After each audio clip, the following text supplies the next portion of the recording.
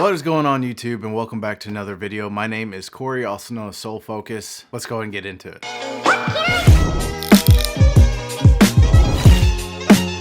So I'm very excited about these sneakers today, as this is the first time I've purchased a Jordan 2 or had any type of Air Jordan 2 within my collection. I think this is really a good way to kind of end 2022 and get a nice good jump start into 2023. These had released a few weeks ago. Retail price was $200. If you decide to get them in hand just a little bit before the actual release, you of course would have to pay resale value, which then in return would probably be $300 to $400. $200 is still, you know, in my opinion, that's a lot of money for a sneaker, especially retail price. I definitely could see it myself probably paying $120 or something like that for these. I had seen where the designers at Jordan Brand had actually taken the OG box and had it like screen printed across to make it look like the original box. Air Jordan wingtip logo here.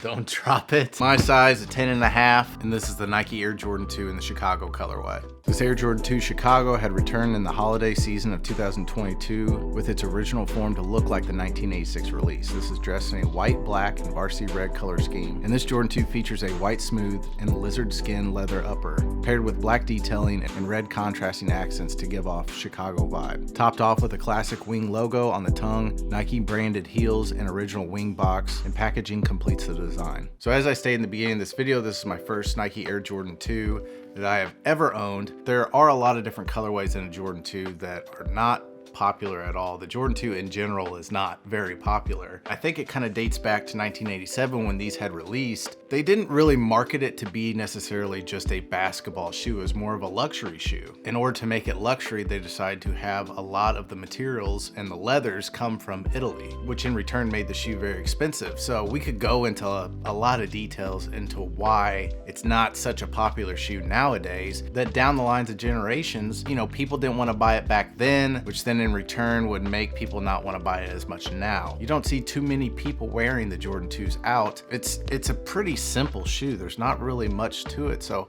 I don't see where there's that much that you could actually hate. Now with this sneaker, they tried to take the exact specs as close as they could to the OG colorway. The only real difference that I could see in this is that on the bottom outsole on the OG it would say Jordan and here it says Nike. I feel like they occasionally switch that up. Now these of course were not made in Italy. It was not made or manufactured in Italy.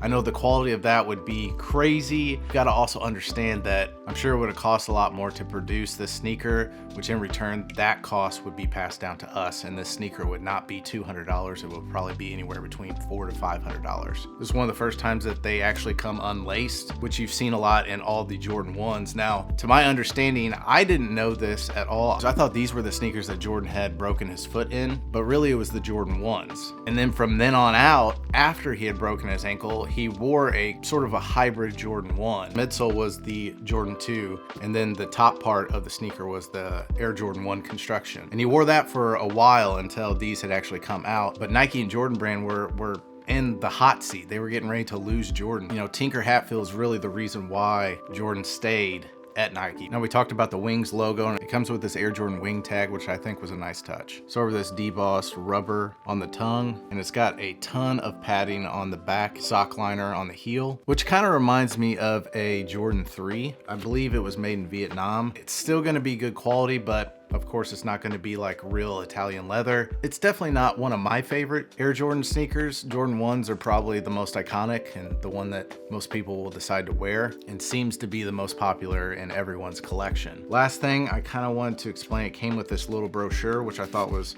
a nice little touch. This brochure just has all the technical information about the shoe, and it gives you kind of a good breakdown of it all. And if you want to read it, you can just hit pause. Now for this sneaker, I would go true to size. Depending upon your size, if you have a smaller foot, that you're going to have less eyelets here. I think it was maybe under a size 9. It would switch from 4 eyelets to 3, so just keep that in mind. But just make sure to go true to size and you should be fine. That's all I got for you guys in this video today. As always, please make sure to love life, love God, and love each other. God bless to everyone out there. Leave comments down below. Let me know what you guys think of this video, and also comment what you think about these Air Jordan 2s. And we'll make sure to catch y'all in the next video.